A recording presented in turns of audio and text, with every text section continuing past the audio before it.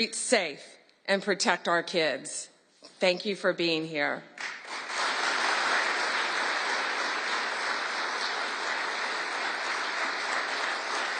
And Tammy's beautiful daughter, Kayla, was murdered violently by an illegal alien from El Salvador who should not have been in our country.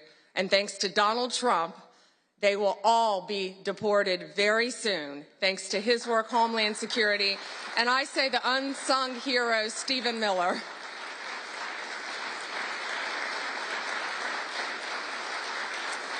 On stage, we have, this is 180 kilograms. It represents, not real, of fentanyl, okay? So this represents 1 kilo of fentanyl.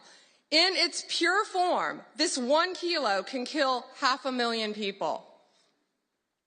The 180 there, in pure form, could kill 90 million people. That is the population of California, Texas, and Florida. That's what we're dealing with in our country. That's why angel moms go around the country. That's why Donald Trump has taken such a hard stance against cartels, securing our borders, getting these gangs and drugs out of our country. But look at that. That can kill 3 states in its pure form. That should terrify everyone. I see our senators made it. Our senators, thank you. However, taking the drugs off the streets is only half the battle. President Trump has secured our borders and will continue to fight the cartels throughout this country, deport them all, or lock them up for the rest of their lives, thanks to our prosecutors around this country where they belong. Under the last administration, cartels, criminals, they freely walked in and out of our country with impunity. No longer. Under Donald Trump, they live in fear, and they better live in fear because we're coming after all of them. I am so proud to have a team with Emil and Todd and all of our great team. And we all work for the greatest president in the history of our country. We are so proud to work at the directive of Donald Trump. It is, he will never stop fighting for us, and we will never stop fighting for him and for our country.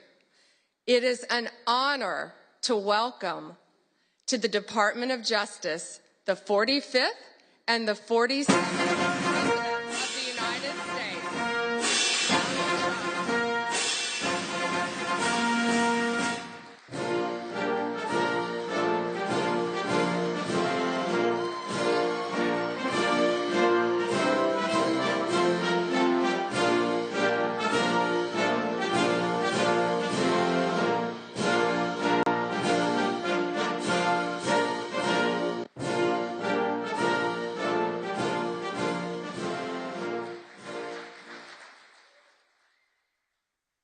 Well, thank you very much. Thank you. Thank you, Pam, very much. What a job you're doing. And it's a true honor to be with you today. This is a storied hall, if there ever was one. And based on the crowd, I think we broke the all-time record. But as we begin a proud new chapter in the chronicles of American justice, this really is something. We're turning the page on 4 long years of corruption, weaponization, and surrender to violent criminals, and we're restoring fair, equal, and impartial justice under the constitutional rule of law. And you're the people that are doing it. Very, very proud of all of you. Under the Trump administration, the DOJ and the FBI will once again become the premier crime-fighting agencies on the face of the earth. People ask me, what am I going to do about law enforcement all the time? The fake news back there, they're asking me that all the time. What am I going to do? And when are you going to do it? And I answer them by saying I've already done most of it by appointing the people that I've appointed. They're sitting right here. They've done most of it. I don't do it. They do it.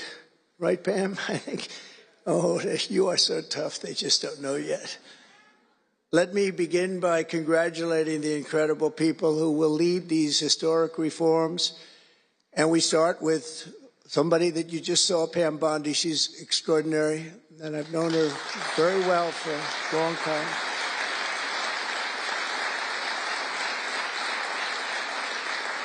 I watched her for a long time in Florida, for years in Florida, and highly experienced. She seems so young, but she's highly experienced, that I can tell you. She was a phenomenal Attorney General in Florida, and she's going to do a really amazing job. Also, our new director of the FBI, Kash Patel. Kash, right.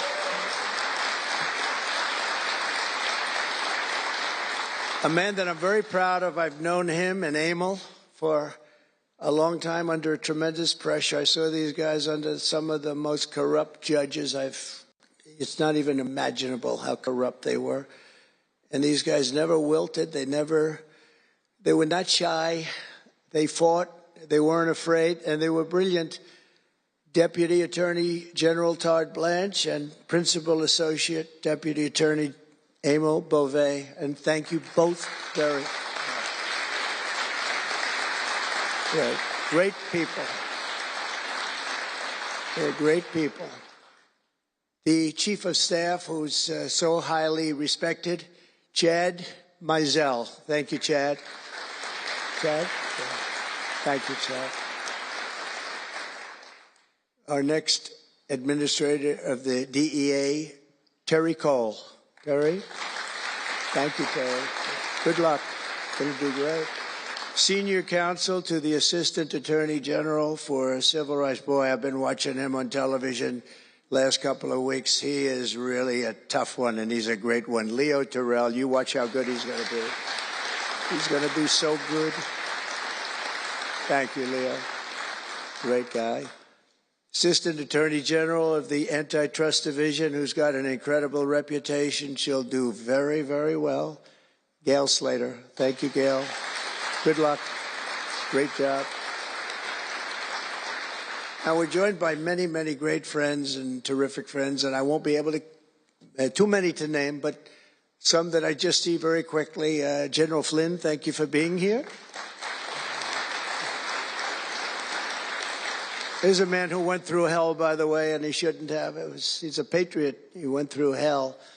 We're also pleased to be joined by Senator Chuck Grassley and House Majority Whip. Where's Chuck? Hi, Chuck. House Majority Whip Tom Emmer. Tom, great job you're doing. Representative Guy Reschenthaler, one of the toughest names to say, but I got it perfectly, I think. And State Attorney General Ken Paxton, thank you very much. Thank you very much. Somebody who was with us early on, and she's really become a big star and very popular, Brenna Bird. Thank you, Brenna. Thank you very much. Steve Marshall, Alan Wilson, James Othermeyer, Chris Carr, Dave Sunday, Marty Jackley, as well as White House Deputy Chief of Staff, Stephen Miller. What a man Stephen is. Become a big star. Right, Emil? Steve Miller. Steve has been something very special. For generations, the Federal Department of Justice was one of America's most revered institutions. The men and women of the DOJ brought down the mafia, hunted down the killers, kingpins, and spies, tracked down terrorists and traitors, and tore down corrupt political machines all across America. This department commanded the respect and admiration of the entire world. And with Pam and Kash and all of the people I introduced and far more, big numbers, and all of you sitting back there, I recognize so many of you. But with you leading the way, it'll soon be the most admired and most respected of all. You're going to be more respected, and I really believe that there's also a lot of things to solve, a lot of problems to solve. But that's going to put you in the upper tier and maybe the top tier, and I believe that's going to happen. I'm so proud of the people in this room. But first, we must be honest about the lies and abuses that have occurred within these walls. Unfortunately, in recent years, a corrupt group of hacks and radicals within the ranks of the American government obliterated the trust and goodwill built up over generations. They weaponized the vast powers of our intelligence and law enforcement agencies to try and thwart the will of the American people. You remember the 51 intelligence agents that said, as an example, that Hunter Biden's laptop from hell came from Russia when they knew it came right from his bedroom. They knew that. It was a big lie, and they knew it so well. They spied on my campaign, launched one hoax and disinformation operation after another, broke the law on a colossal scale, persecuted my family, staff, and supporters, raided my home, Mar-a-Lago, and did everything within their power to prevent me from becoming the President of the United States. With the help of radicals like Mark Elias, Mark Pomerantz, and these are people that nobody's ever seen anything like it. So many others, but these are people that are bad people, really bad people. They tried to turn America into a corrupt, communist, and third world country. But in the end, the thugs failed and the truth won. Freedom won, justice won, democracy won, and above all, the American people won. There could be no more heinous betrayal of American values than to use the law to terrorize the innocent and reward the wicked. That's what they were doing at a level that's never been seen before. And it's exactly what you saw with Joe Biden, Merrick Garland, and their cronies to do the building of the last 4 years. What they've ripped down is incalculable. But what you're going to build up is likewise something that will be breaking all sorts of records. They set loose violent criminals while targeting patriotic parents at school board meetings. They dropped charges against Antifa and Hamas supporters while labeling traditional Catholics as domestic terrorists. The Catholics, we did very well with the Catholic vote, so I want to thank them for that. They really did, record numbers. I would say, what's with the Catholics? They're really after the Catholics, so I don't know. We're after a lot of people. Maybe they didn't even know why. They imported illegal alien murderers, drug dealers, and child predators from all over the world to come into our country while putting elderly Christians and pro-life activists on trial for singing hymns and for saying prayers. They went to jail for that. Our predecessors turned this Department of Justice into the Department of Injustice. But I stand before you today to declare that those days are over, and they are never going to come back. They're never coming back.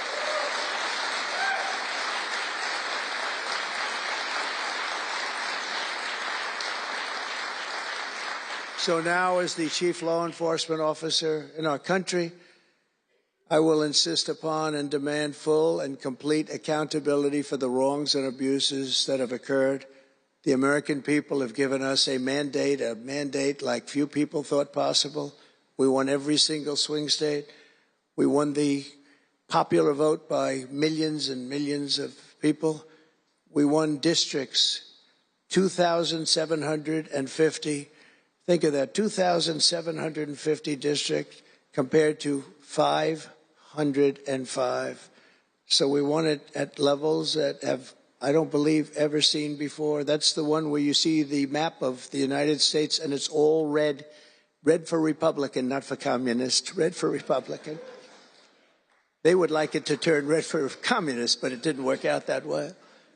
The American people have given us a mandate and really just a far-reaching investigation is what they are demanding into the corruption of our system. And that's exactly, I'm sure, what Pam and Cash and everyone else mentioned here and not mentioned is going to be doing. We will expel the rogue actors and corrupt forces from our government. We will expose and very much expose their egregious crimes and severe misconduct, of which was levels you've never seen anything like it. It's going to be legendary. It's going to also be legendary for the people that are able to seek it out and bring justice. We will restore the scales of justice in America, and we will ensure that such abuses never happen again in our country. And that's why on day one I signed an executive order banning all government censorship and directing the removal of every bureaucrat who conspired to attack free speech and many other things and values in America. My administration stripped the security clearances of the disgraced intelligence agents who lied about Hunter Biden's laptop from hell. We revoked the clearances of deranged Jack Smith, Alvin Bragg, Letitia James, and the crooked law firms that aided their partisan persecutions. And I went through it. These are state and city courts, and the corruption is unbelievable. We also terminated the clearances of the Biden crime family and Joe Biden himself. He didn't deserve it. In fact, he was essentially found guilty, but they said he was incompetent, and therefore let's not find him guilty, I guess. Nobody knows what that ruling was, but I didn't want any part of it. I think I would have rather been found guilty than what they found with him. They said he didn't know what the hell he was doing, and therefore he's let him go. I said, you know, I'd rather be convicted, Pam. I think that was not good. I said, please convict me. Don't say that. I pardoned hundreds of political prisoners who had been grossly mistreated. We removed the senior FBI officials who misdirected resources to send SWAT teams after grandmothers and J6 hostages. And it was a great honor for me to fire, I will tell you this, a great honor to fire James Comey. A great, great honor. That was nothing. There was no better day. A lot of people said, oh, that's too bad you did that. And they said that's going to be, and you know what? A year later, they said that actually saved the administration because the level of corrupt things that we learned after that turned out to be that they were doing, in fact, really bad things. He was a terrible person, did terrible things and persecuted people, and all in the guise of being an angel, but he wasn't an angel. We created a brand new DOJ task force and anti-Christian bias. And under Director Patel, we're getting the FBI agents out of the headquarters in Washington, D.C., and back on the streets in pursuit of dangerous criminals where they belong and where they want to be.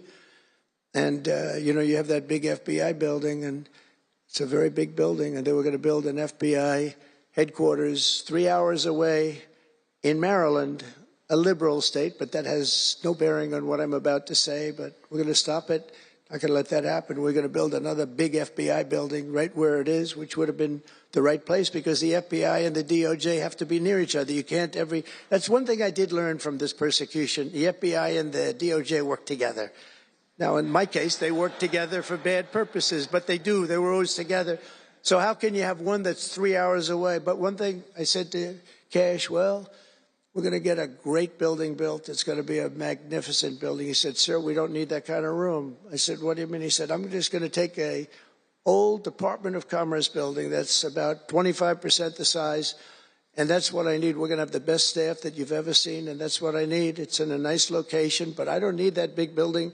Why don't you just sell the site to somebody, and we're going to be very happy. And they want to have far fewer people, but we also want to have them in D.C., and if for no other reason, we like having law enforcement walking the streets of our capital, because when the bad guys are out there and they see there's an FBI agent, that's the ultimate in law enforcement, and they're not going to be acting so bad. We're cleaning up our city. We're cleaning up this great capital, and we're not going to have crime, and we're not going to stand for crime, and we're going to take the graffiti down, and we're already taking the tents down, and we're working with the administration, and if the administration can't do the job, we're going to have to take it back and run it through the federal government. But we hope the administration is going to be able. So far, they've been doing very well. The mayor's been doing a good job. We said there are tents galore right opposite the State Department. They have to come down, and they took them down right away.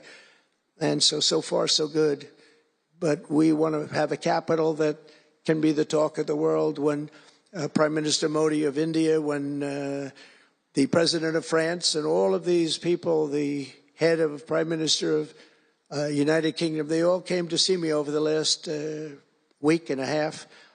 And when they come in, I had the route run. I didn't want to have them see tents. I didn't want to have them see graffiti. I didn't want to have them see broken barriers and potholes in the roads, and we had it looking beautiful. And we're going to do that for the city. And we're going to have a crime-free capital. When people come here, they're not going to be mugged or shot or raped. They're going to have a crime-free capital again. It's going to be cleaner and better and safer than it ever was, and it's not going to take us too long. There's a new phenomena that is taking place with these violent, vicious lawyers that we have all over. They play the ref. You know what playing the ref is? Like the great Bobby Knight basketball coach. He'd scream and scream at the ref. He'd scream. I watched it. By the way, I love Bobby Knight because he endorsed me. And having Bobby Knight's endorsement in Indiana was an extremely good thing. A friend of mine said I was running in Indiana at the time. This was early on, 2016. And I was doing great. But a friend came up and said, "You know Bobby Knight?" I said, "No, I don't, but I hear he was a tough cookie." He said, "Not only tough, he was beyond tough, but he's the most popular guy you can imagine." It turned out he wanted to endorse me. He called me about 2 years before. He said, "Sir, I'd like to endorse you." I said, "Is this really Bobby Knight?" I said, "It's me." I could tell it was Bobby Knight. He had been known for throwing the chair across the court and slapping a player. Can't do things like that, right? And the man that came in fired him. He was a new administrator for the college. That guy didn't last very long. They were like 14-0, and they fired Coach Knight. That was not good, but he had a little chip in his shoulder. But he loved Trump, and he came in, and he said, "I'd love to endorse you." He said, "If you ever run, please call me." So he said, "You know Bobby Knight?" I said, "Well, I don't know him," but he called me a couple of years ago. It was an amazing phenomenon. I took his number, and on each side of my desk in New York, I had stacks of paper, like nice and neat, but about 2 feet high each. And I said, I wrote his number down and I put it here 2 years ago. And I said, let me see if I can find it. It was almost like a miracle. I had other miracles that happened too. My ear is still throbbing. That was a miracle. That was a miracle also, wasn't it? That was a miracle also. How are you? Thank you. Thank you, Leo. Thank you. Thank you, my man. That was a miracle. Anyway, okay, that's it.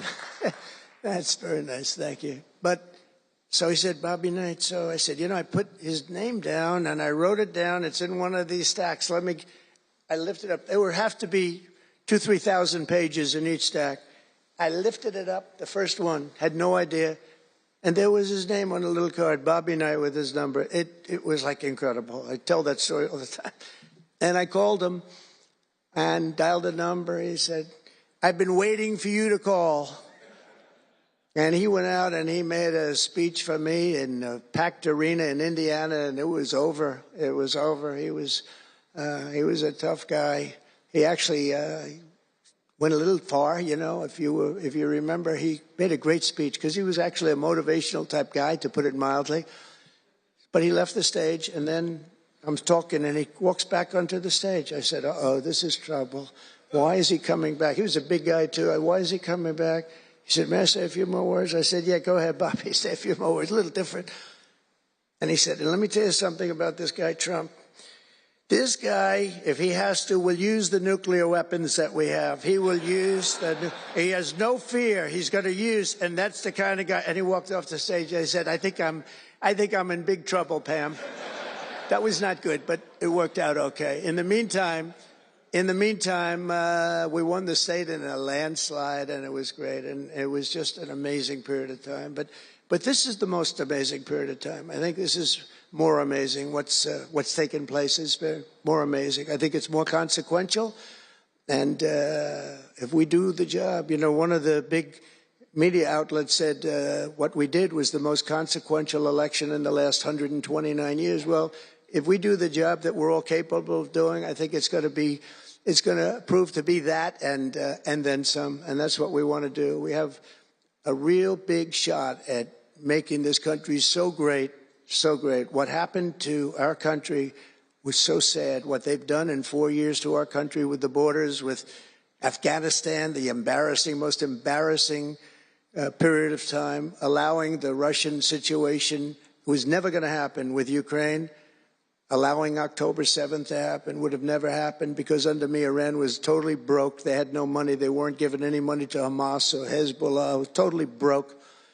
But allowing inflation, look at what inflation's done to people, been so devastating. And now you see that, by the way, price of eggs is down 35% in the last week and a half.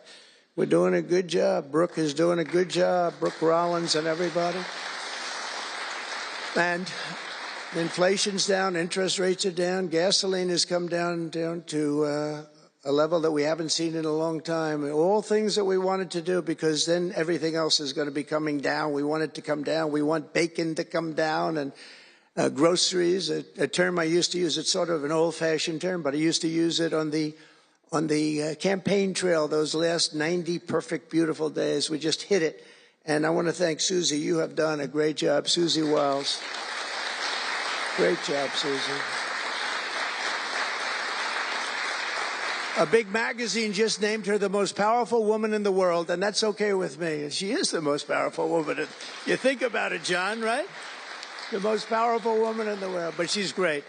And we had a great 90 days. It was a perfect 90 days, and it was a great result, but we want to put that result to good use by doing a phenomenal job. And I want to tell you that Todd and Emil know this very well. We had an amazing judge in Florida, and her name is Eileen Cannon, and I didn't know her. I still don't know her. I don't believe I ever spoke to her, even during the trial, but I did appoint her, federal judge, and these fake lawyers, these horrible human beings, were hitting her so hard, public relations-wise. They were playing the ref.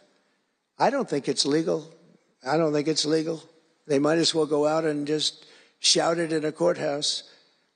They were saying she was slow, she wasn't smart, she was totally biased, she loved Trump. I didn't know her, other than I saw her the couple of days that I was in court, and I thought her decorum was amazing. Anything bad they could say, though, they were saying about her, it was whatever they could say bad about a human being, all made up. Because actually she was brilliant. She moved quickly. She was the absolute model of what a judge should be. And she was strong and tough. And how do you get them to stop if you're a judge? How do you get them to stop with the playing the ref? Bobby Knight would play the ref. That's why I brought up the Bobby Knight story. He would play the ref. He'd scream at the ref. He'd scream so hard. Oh, boy, it was terrible, actually. And the people would come up, his assistant coaches would come up to place. Coach, don't do that. Don't do it. He said he's not going to change his tune, Coach. He called it. He's not changing. I don't care. And he's screaming. That's when he threw the chair. He starts going crazy. And he said, no, he's not going to change this time, but he's going to change for the next play. And sure as hell he did. You know, Bobby, by the way, had the last undefeated team in basketball. And relatively speaking, you know, he had that team. He always had a team. He never had that. Well, he had a couple of great players, obviously, some top NBA players, but very few relatively. He had a team, but he won the national championship 3 times. But he had the last undefeated team in basketball. And he would play the ref, and he would scream at him. He knew exactly what he was doing. They're doing the same thing. He said, no, he's not going to change now, but he's going to change for the next one. That's what he wanted to do. He wanted to scare the hell. They wanted to scare the hell out of the judges, and they do it. And how do you stop it if you're a judge? Because you want to go home, you have a family, you have children, and the New York Times will write whatever these people say, and the Washington Post, the Wall Street Journal, and MSDNC, and the fake news CNN, and ABC, CBS, and NBC, and they'll write whatever they say. And what do you do to get rid of it? You convict Trump. All you have to do is be really tough on him and ultimately convict him, and they leave you alone. It's totally illegal what they do. I just hope you can all watch for it, but it's totally illegal. And it was so unfair what they were doing to her. But they do it all the time with judges. But in her case, she was very courageous, and it only made her angry. Wouldn't you say? It just made her angry. She didn't like it. A lot of them say, oh, please don't say that about me. my family. What's my husband going to say? What's my wife going to say, or my kids? Please don't say that. And it had absolutely no impact on her in the case against me, which was a case, I will not use a bad word. I promised my wife I would never use a bad word, so just a little bad. The case against me was bullshit. And she correctly dismissed it. She correctly, look at Emil, he's looking, that's interesting. But these two guys were warriors. You got a warrior here. You got two warriors, I can tell you that. You got a whole bunch of them. But, and they wouldn't quit. They wouldn't take no for an answer. They just wouldn't quit. These two people right up here, and some others that are involved with it indirectly. And what the lawyers do is they're doing it to the Supreme Court justices, hoping that they'll be overcome by the horrible things they say about them. They say things about Supreme Court justices and judges that are just horrible. They're playing the ref. Remember the way they treated Justice Thomas and Justice Alito and Justice Kavanaugh, Justice Gorsuch. Chief Justice Roberts gets treated unbelievably badly, and they're hoping that they can sway them to go along because, again, what do? They're humans. You know, like it would be wonderful if everybody was just a perfect computer machine, but they're not. They're humans, and they don't want to be accused of many, many things, including gross incompetence. They don't like it, and they don't want it. There's not much they can do about it. You know, they're in a position they can't really fight back really very well. And so what they do is sometimes they get weak. I would say a majority, maybe, of the times. That's why I'm so impressed with Judge Cannon in Florida, how strong she was, how she held up. It actually made her more resolute than anything I've seen. I mean, it was amazing because they were hitting her so hard. It was so sad to watch this. But it's sad what they do to other judges. It's very sad what they do to the Supreme Court. And a lot of the judges that I had, if you look at them, they take tremendous abuse in the New York Times and the Washington Post, all of the different networks. They take such abuse. And honestly, very simply, they're afraid of bad publicity. They don't want bad publicity. And it's truly interference, in my opinion, and it should be illegal, and it probably is illegal in some form. There's no difference than speaking to a judge or shouting to a judge or doing whatever you have to do in a courthouse. They're doing it behind the back. They're usually doing it anonymously. They're saying anonymously, off the record, the judge is no good, but everybody knows where it's coming from. And it's totally coordinated. It's a campaign, and it's by the same scum that you have been dealing with for years, like guys like Andrew Weissman, deranged Jack Smith. There's a guy named Norm Eisen. I don't even know what he looks like. His name is Norm Eisen of Crew. He's been after me for 9 years. Now, Crew is a charitable organization. And the reason I'm saying this, Todd, is I'm only going to get one chance to say this. But these are bad people. I don't know who he is. I don't know what he looks like. But everything I read is Norm Eisen of Crew. And Crew is a charitable organization. And that's a political thing. His sole life is to get Donald Trump. And he's been vicious and violent, and he's trying, and he probably had pretty good success over the years. But with me, how did he do? I think I'm president. Am I here because I'm president? But we had to take all of that abuse. Even during the trials, we had to take tremendous abuse. Like, you know, these wonderful guys, they're not legitimate people. They're horrible people. They're scum. And you have to know that. And you're going to have these cases where you can't allow yourselves to be deflected. You just can't let it happen. You have such a higher calling. And I believe that CNN and MSDNC, who literally write 97.6% bad about me, are political arms of the Democrat Party. And in my opinion, they're really corrupt and they're illegal. What they do is illegal. It makes no difference how big a victory I had. I can have the biggest victory in history. It makes no difference what kind of a failure the other side has. These people are going to go after me. And I said it during the other night, during the big speech on Tuesday night. I said about Democrats, and I don't like that. I have great respect, by the way, for what Schumer did today. He went out and he said that they have to vote with the Republicans because it's the right thing to do. I couldn't believe what I heard. But, you know, I think he's going to get some credit for it. I think, let's see what happens tonight with the big vote as it comes. But these networks and these newspapers are really no different than a highly paid political operative. And it has to stop. It has to be illegal. It's influencing judges, and it's really changing law, and it just cannot be legal. I don't believe it's legal. And they do it in total coordination with each other. And everything we do, we're restoring law, restoring order, and restoring public safety in America. That's what we want to do. And we're bringing honor and integrity and accountability back to the highest levels of the FBI, DOJ, and throughout our government. We're bringing our country back faster than anyone ever thought possible. We're working so hard at doing it, and we want fairness in the courts. The courts are a big factor. The elections, which were totally rigged, are a big factor. We have to have honest elections. We have to have borders, and we have to have courts and law that's fair. Well, we're not going to have a country. Crooked Joe Biden got us into a real mess with Russia and everything else he did, frankly, but he didn't know about it, and he, generally speaking, signed it with auto pen. So how would he know?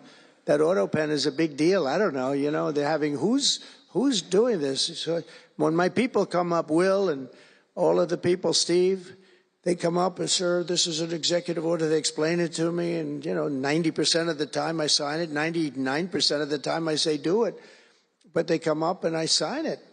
But you don't use auto pen. It's, number one, it's disrespectful to the office. Number two, maybe it's not even valid because, you know, who's getting him to sign? He had no idea what the hell he was doing. If he did, all of these bad things wouldn't be happening right now. But we're going to get you back into a great position, and we've already started. They say that we had the most successful first month of presidency. It's not a long time, but it's still a lot. It's like if you're a golfer, sinking a 3-foot putt on the first hole gives you confidence to sink something on the second hole. But if you miss that first putt, you don't like to have the putt on the second hole and the third hole. It could be a very bad experience. It's nice to get that first month, and now we have more than a month. Now we have a month and a half, and it's going really, really well. I can tell you as a little secret, although the cameras are blazing back there, so it's not that much. But I think we're doing well, as you have been hearing about Ukraine. I think we're doing now well with Russia. We're speaking with President Putin. We want to get the war over. Not only have we spent maybe $350 billion to Europe, think of that, $350 billion to $100 billion, and yet we're across the ocean far away, so it shouldn't have been that way, but Biden let that happen too. And we're getting a deal where we're going to get that back, but much more importantly are the lives that we're talking about. On average, 2,000 young people are being killed every single day. Now, they're not from here. They're from nowhere close to here, but they're young people. They're human beings, and they have parents. They have sisters and brothers, the mothers and fathers, the friends and the families and the towns where they grew up. And they're losing, on average, 2,000, even 2,500 a week. And I want to get it stopped. And we've had some very good calls today with Russia. And with Ukraine, they've agreed for a ceasefire if we can get it with Russia. And it's not easy. It's a tough one. But I think we're doing it. And as the Secretary General said yesterday of NATO, a terrific guy, he said without Trump, we wouldn't be talking about it. It would just go on for years, and millions of people have been killed, but millions more people would be killed. And he said it was a great honor. Without me, it would just keep going on. We're looking for the ceasefire now with Russia, and we've had some very good talks about it. We've had some very good responses. And I can tell you that there was a case where there would have been no war if I were president, and it's just 100% would not have happened, would never have happened. I used to speak to President Putin a lot about it. I said, don't do it. Don't do it. I won't tell you what the consequence was. I won't tell you what he said. But if he believed even 5% of what I said, then he would say, I'm not going to do it. And I think he did. But we had a good relationship, and we had a professional relationship, and his respect for this country. And I think we've had some very good results. So, I haven't been able to say that to anybody else. I haven't wanted to say it until just before I came here. I got some pretty good news. So, but we have to see what happens. It's still a long way to go. The fighting is unbelievable. Russia has a large group of Ukrainian soldiers, as we speak, surrounded and in grave danger. They've been able to surround them. They're in grave danger. Biden should have never let this war happen. First of all, you don't want to pick on somebody that's a lot larger than you, even with the money. There's a lot of money that we gave them and a lot of equipment. We make the best military equipment in the world, but even with all of that, it's unbelievable. Right now you have a lot of Ukrainian soldiers that are encircled and in grave danger, and I've asked them not to kill those soldiers, please, not to kill those soldiers. We don't want them killed. It's such a shame to see what's happened. A thing like that would have never happened. Inflation would have never happened. October 7th would have never happened. Israel, Iran had no money. They were totally broke. Think of it. They had no money to give to anybody. They were totally broke. And within a short period of time, as soon as Biden came in, he took out all the sanctions. In China and everybody else that wasn't buying oil from Iran was buying it at levels that they never spent before. And it was a sad thing. And if you look at Afghanistan, that was probably what got Putin started, because when he looked at how horribly we looked, I think the most embarrassing day, not that we got out because we were getting out. I would have been out faster than them. I was the one that got it down to the right level. But we would have kept Bagram, the big Air Force base. We would have kept it. Right now, China occupies Bagram. And the reason we would have kept it is because they were 1 hour away from where China has and builds its nuclear missiles and weapons. And they gave that up. At the dark of night, they left the lights on, and they left the dogs behind, by the way. A lot of people say, what about all the dogs? They had a lot of dogs, and they left the dogs behind. And what a shame, what a shame. The way we got out, I think it was the most humiliating time in the history of our country. The way it happened, not that we were getting out because we wanted to get out, but we would have gotten out with dignity and strength. And what a difference a rigged and crooked election had on our country when you think about it. And the people who did this to us should go to jail. They should go to jail. So I just want to say God bless America, because we have to say God bless. We're lucky we're still here, frankly. And this whole thing could lead, I think we have it. I think we have it. But this could lead to World War III very easily. Could very easily lead to World War III, but I think we're in pretty good shape, a lot better than we were before we got involved, that I can tell you. That was heading into World War III territory, and that would have been a war like no other because of nuclear weapons and other types of weapons that people you don't even want to know about. But as many of you do know, well, we're focused on persecuting, and these people were really focused on persecuting Republicans. The last administration presided over the worst increase in violent crime in our country in many, many decades. We had levels of violence and crime, and a lot of it had to do with the illegal immigrants that came in. Remember when I used to complain about it? Because I knew how tough they were, how mean they were. And they said, no, people that come into our country are all wonderful people. No, they're not wonderful. These are stone cold killers. These are killers they make our killers look nice by comparison.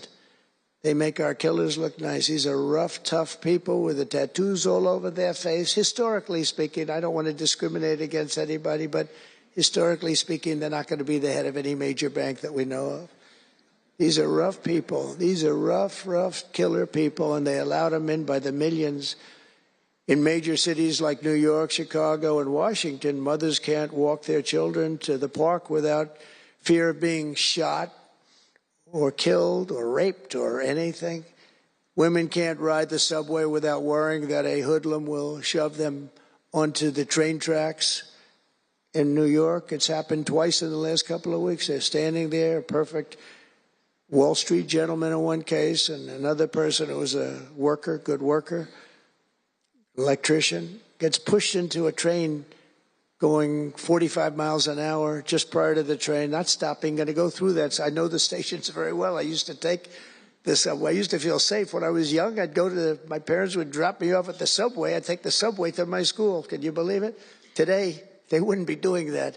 And we want to get a country back maybe where you can do that again, Pam. But it's so sad to see what's taking place. Under the Biden regime, average monthly homicides increased by 14%. Property crime rose tremendously. Violent crime went up at least 37% that they know of. Rape soared by 42%. Car theft rose by 48%. And robberies surged to 63 to 100%. They don't even know what the number is. And I have no higher mission as President of the United States than to end this killing and stop this law-breaking and to making America safe again. And that's what you're all about in this room. We want to protect Americans, and we protect everybody that's in our country, American or not American. We want to have a safe and proud country. We're joined today by dozens of police officers, sheriffs and sheriffs, deputies from all across the country. My message to these law enforcement heroes is simple. With me in the White House, you once again have a president who will always have your back, will always have your back.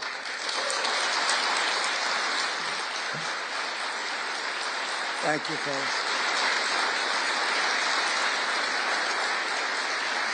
Thank you. That's a lot of good-looking people. I will tell you, I feel safe. I'm glad you're in the room. I feel even safer. It's a lot of great people. On day one, I signed an executive order directing Attorney General to ensure that anyone who murders a police officer immediately, with as fast a trial as we can have, gets the death penalty.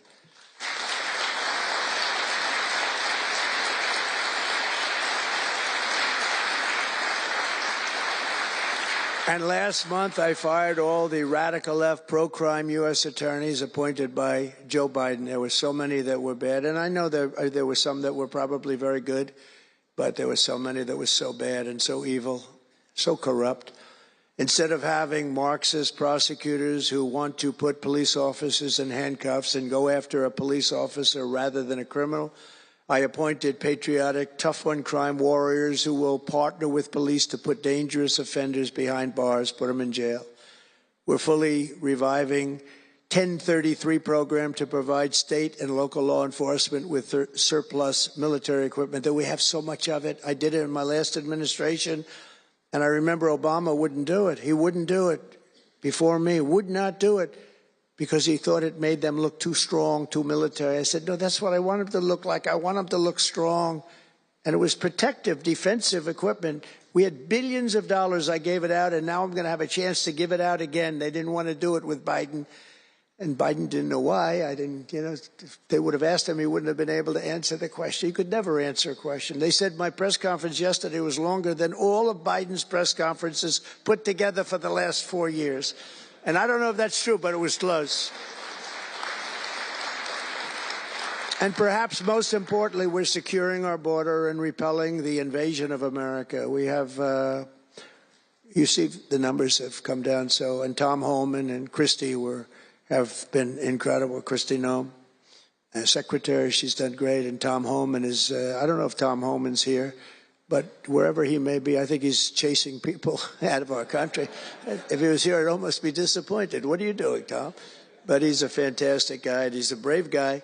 Over the past 4 years, other countries emptied out their prisons and jails, mental institutions, and insane asylums, and sent the killers, drug smugglers, and bloodthirsty inmates from the filthiest dungeons of the world straight into the USA. And open border. We had an open border policy. Anybody could come in, no matter what you were, no matter where you came from, no matter what you looked like, no matter what you were doing, no matter what you did, no matter how many people you murdered, you could come right into our country. We have murderers right now walking the streets. We're joined today by Tammy Nobles, whose 20-year-old daughter, Kayla, was attacked in her home 3 years ago, horrifically assaulted and strangled to death by an illegal alien MS-13 monster set loose into our country under the open border Biden regime. Kayla was one of countless American victims ripped away from their families by the open border policies of that administration. And we're also joined by Kayla's stepfather, Jeremiah, and several other courageous angel families here today. And I'd love you to all just stand up and take a bow because you are incredible people. Please. Thank you.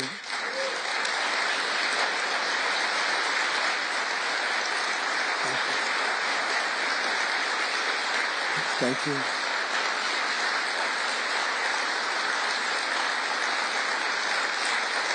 Thank you very much. Thank you. But I want you to know that we are working every day to expel these savages from our country and ensure that what happened to your loved ones will never happen again. So their legacy is going to be a great one. Thank you all very much. Appreciate it. On day one of my administration, I declared a national emergency on our southern border. In our first full month in office, we achieved the lowest level of illegal border crossings ever recorded, okay? Even lower than 4 years ago. For years, Democrats and the media kept saying that we needed new legislation. We had to have new legislation. We needed it immediately, and I never had legislation, and I had the best border in the history of our country for almost 4 years. And by the time I got out, we had the lowest numbers ever. My favorite chart of all time was brought down that day. And on that chart said we had the lowest numbers ever. But it turned out that we really didn't need new legislation. All you needed was a new president.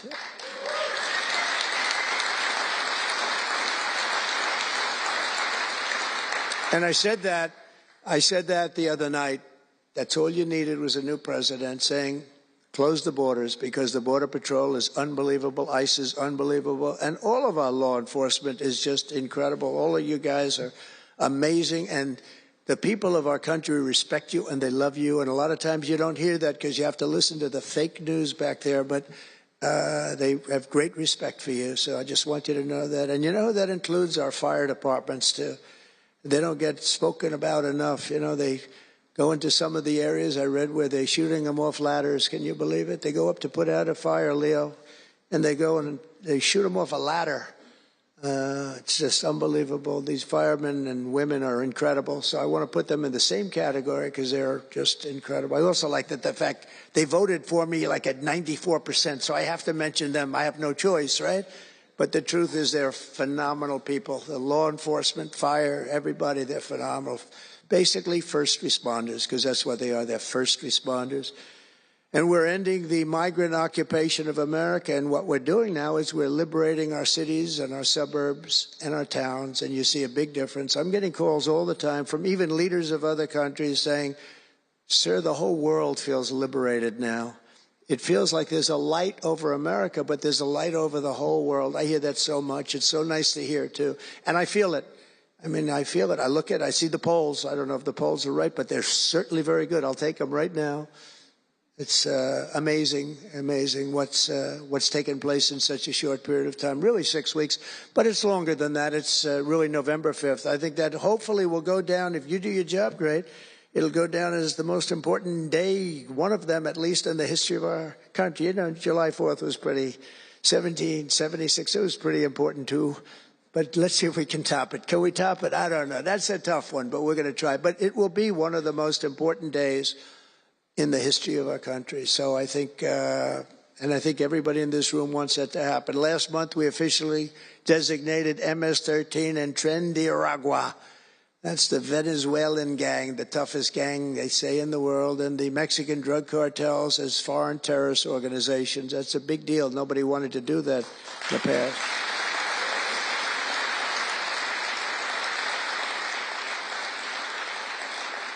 And by the way, we've caught hundreds of them, the Venezuelan gang, which is as bad as it gets. And you'll be reading a lot of stories tomorrow about what we've done with them. And you'll be very impressed, and you'll feel a lot safer, too, because they are a vicious group. They went into Colorado. They took over areas of Colorado. They sort of were like me. They were in the real estate business, but they didn't go out and get financing. They just took over a building and kept it.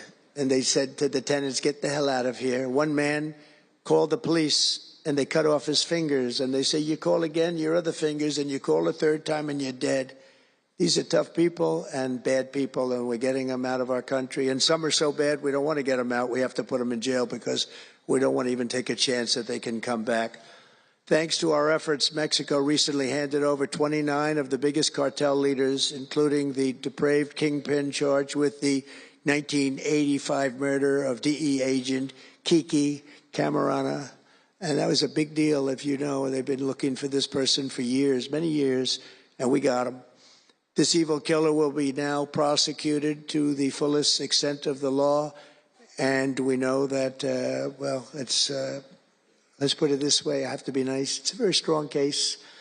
We're stopping the criminals pouring across our borders at record levels, and we're also stopping the massive quantities of deadly drugs. In 2023 alone, drug overdoses killed more Americans in 12 months than they did during the entire decade between 1980 and 1990, so 10 times more, but it's much higher than that. More Americans died from fentanyl last year than died in the Korean War, or the Iraq War, the Afghanistan War, all of them combined. That's why I've placed large tariffs on Mexico, Canada, and China, and they will remain in place until these deadly poisons stop pouring into our country. And I will tell you, as soon as I put on the tariffs on Mexico, Canada, and China, unbelievable results have been seen in the last few weeks. Unbelievable results. They weren't happy about it. You probably read they weren't happy, but they are working like hell to end it. They weren't working very hard before I did that.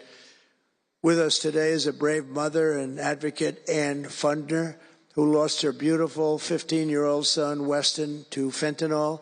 And Ann, if you would, I'd like to ask you to come up and say a few words, please. Thank you.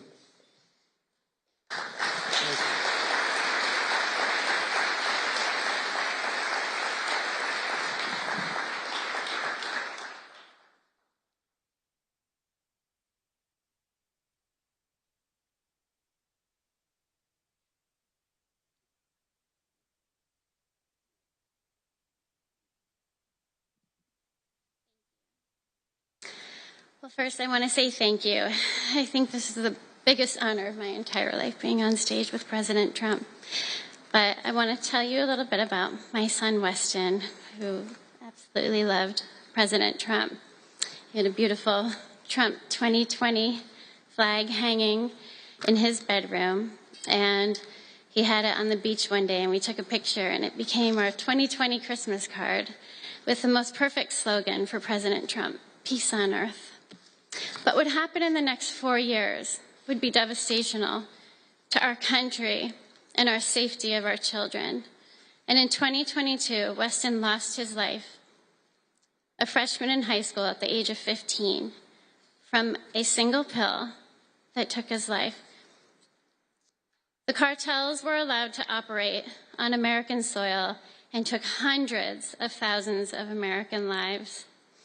And so we knew there was only one person that could save us from the devastation on our American soil, and that was President Trump. And so in 2024, we did the best thing that we could do to keep America safe again, and we elected President Donald J. Trump. Thank you. Thank you. Thank you.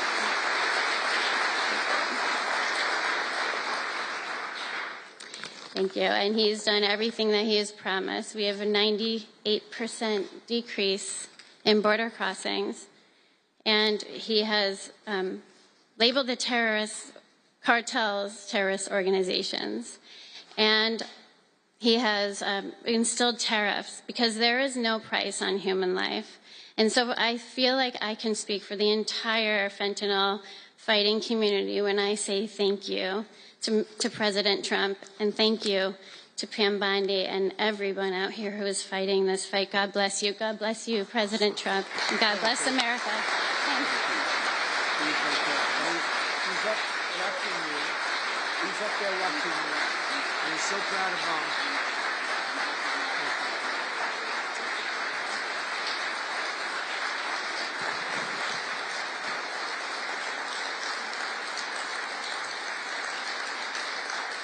Thank you, Ann, very much.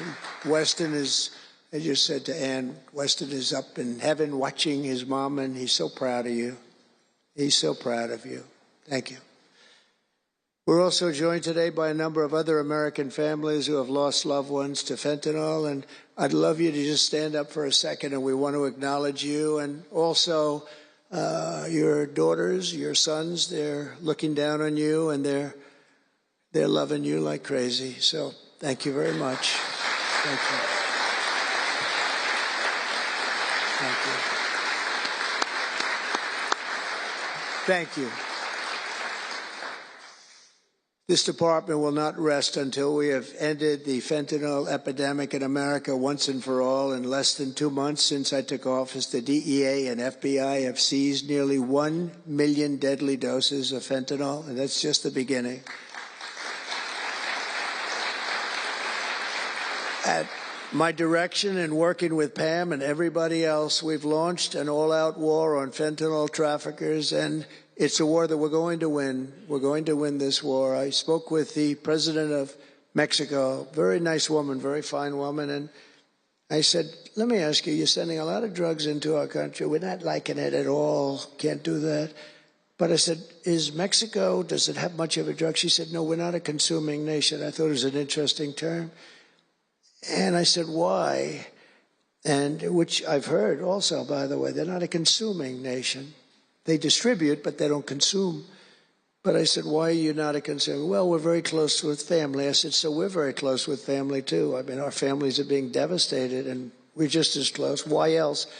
She said, well, we spend a lot of money on advertising saying how bad drugs are. They're very rough ads. They show the skin falling off and the teeth falling out and going blind and losing hair and everything that these things do. You look like you just came out of a horrible concentration camp. And she said it was, they're rough ads. And it's not often that I feel I've learned something from a phone call, because I've had a lot of phone calls over my life. But I realized right then and there what a great idea that is. And we have hired, Susie, a great person who did a lot of our campaign work, and we've come up with an advertising campaign that's, I think, really incredible. More than anything else, it's terrible to watch. It's terrible to watch. It's the only way it's going to work. And I would be, because we got the numbers down, 18% would have a blue ribbon committee headed by the First Lady of the United States, who everyone loves, and some of her friends. And, you know, they work so hard, but it's a tough deal. They're dealing with very smart and very vicious people. You know, some of those businesses, those cartels are run better than any business in America. They say they're run incredibly, not just here. They all over the world. They're run like a major business, but in many cases better. And I said, we got it 18% down. Well, 18% is incredible. It's like a record. But when you think of it, it's not very much. And the way you get it down, if you want to get it down to close to 100%, is with the death penalty. But I think maybe America is not ready for that. China has the death penalty. Singapore has the death penalty. Various places have the death penalty. Wherever you have the death penalty, you don't have drugs. But I just don't know if this country is ready for it. So I tell people, and it's always an option, but I don't know. I just don't know if you're ready for it, and that's okay. It's nothing you can do. But what we're going to do is we're doing this campaign, and I think we can get it down 50% with this campaign, because when people see all the horrible things that these drugs do to you, we're especially focused on fentanyl. When they see all of the horrible things that happen when you take drugs, how you look, you lose your look. Everyone's vain. They don't want to lose their look. The look is so important. And I think when they see these things, they may say, you know what, I'm going to take a pass. But there is big danger. Pam and I were talking about it before. A lot of people are taking fentanyl and not even knowing. They think they're doing something else, or maybe taking another drug, but at a much lower level. And they die. You can put on the pin, think of this, the head of a pin, fentanyl, and it's too much, and it will kill the strongest person in the room. And it's amazing. But we're going to do this campaign. It's going to be launched fairly soon, Susie. And I think it's going to have a big impact. I think if we got it down by another 30, 35 points, and I really believe we can. I think that's an incredible idea. So I thank the president of Mexico. Actually, it was a call on tariffs, and we talked about drugs, and she gave me an idea that I think will be very successful, and based on what I saw, it's going to be amazing. Under our leadership, this department is once again laser focused on protecting the American people. We're defending our borders, our streets, our children, and our good, really God-given, this is God-given rights and liberties once and for all. We're going to defend our country, and we're going to defend our rights. Etched onto the walls of this building are the words English philosopher John Locke said, "Where law ends, tyranny begins." And I see that, and I saw it over the last 4 years when somebody was allowed to attack viciously with this department and the FBI his political opponent. How did that work out? Didn't work out too well, but it wasn't pleasant. It wasn't pleasant. I was attacked by a political opponent, and probably it helped that I was attacked more than anybody in the history of our country. Alphonse Capone, the great Alphonse Capone, legendary Scarface, was attacked only a tiny fraction of what Trump was attacked. And maybe it worked out well. I don't know. If I had to give it up, I probably wouldn't, but only because I've gone through it. But I wonder what the difference would be. Maybe they helped get me elected by those margins, the big mandate that we received. But you can't go after your political opponent. Nobody's ever seen anything like it, actually. And hopefully they won't see anything like it. But now, with the return of law and order, the entire world is witnessing the triumph of American justice and American freedom. That's why we're here today, gathered with people that have love for our country. In the coming years, we will revive the storied legacy of this department, and it's happening right now. You can feel it. And rekindle the spirit of the great lawmen and legal lions of the past, Americans like Wyatt Earp, Eliot Ness, Frank Hammer, Rudy Giuliani. Rudy Giuliani had to suffer greatly, greatly. He's the greatest mayor in the history of our country. He had to suffer greatly. Ed Meese, Antonin Scalia, Robert Jackson, and Robert F. Kennedy. We will rebuild pride in our institutions. We will restore the prestige of this great department, and we will bring back faith in our justice system for the citizens of every race, religion, color, and creed. And I want to just tell you that this has been a great honor. I was asked to do it, and I said, is it appropriate that I do it? And then I realized it's not only appropriate, I think it's really important. And I may never do it again. I may never have another chance to do it again, because this is something that I'm leaving to the greatest people I know, the best people, the smartest people, the toughest people I know. And they're going to do an incredible job. And it's an honor for me to have won this election so that I can appoint these people to do their job, and they're going to do it like you have never seen. So I just want to wish all of you good luck. It's going to be an interesting journey. Not going to be easy, but you're going to win. You're going to win, win, win, and fight, fight, fight. And it's going to end up being a tremendous result for this country. So thank you all very much. God bless America. God bless you all. Thank you.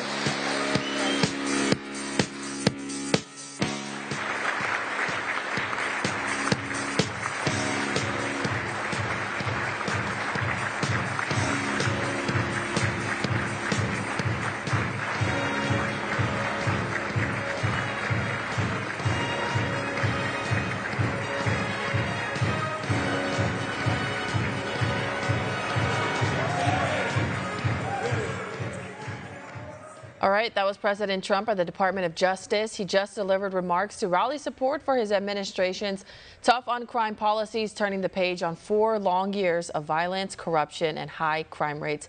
He said he's already achieving this goal because he has a great team behind him, fighting to make America safe again, like Attorney General Pam Bondi and FBI Director Kash Patel, who both spoke earlier before Trump. He said he will ensure full accountability for the lawfare used against him, Catholics, and others that the Biden DOJ did not agree with. He said corruption will be exposed and rooted out. Trump also cited good calls today between Russia and Ukraine with ceasefire talks. He mentioned securing the border and protecting American lives, as well as making communities safer across the U.S. and designating Mexican drug cartels as foreign terrorist organizations. The president also acknowledged the many law enforcement officers in attendance today, assuring them they will always have the support of the Trump administration. Moving on to more. One America News Network, your source for credible, honest, unbiased reporting from around the world, has just launched a live, 24/7, 365 days a year uninterrupted cable feed on YouTube. And it's only $5.99 per month. Now you can watch One America News Network live, anytime, anywhere in the world. Go to our YouTube page and click here to become a member today. One America News Network, your source for credible, honest, unbiased reporting from around the world, has just launched a live, 24/7, 365 days a year uninterrupted cable feed on YouTube. And it's only $5.99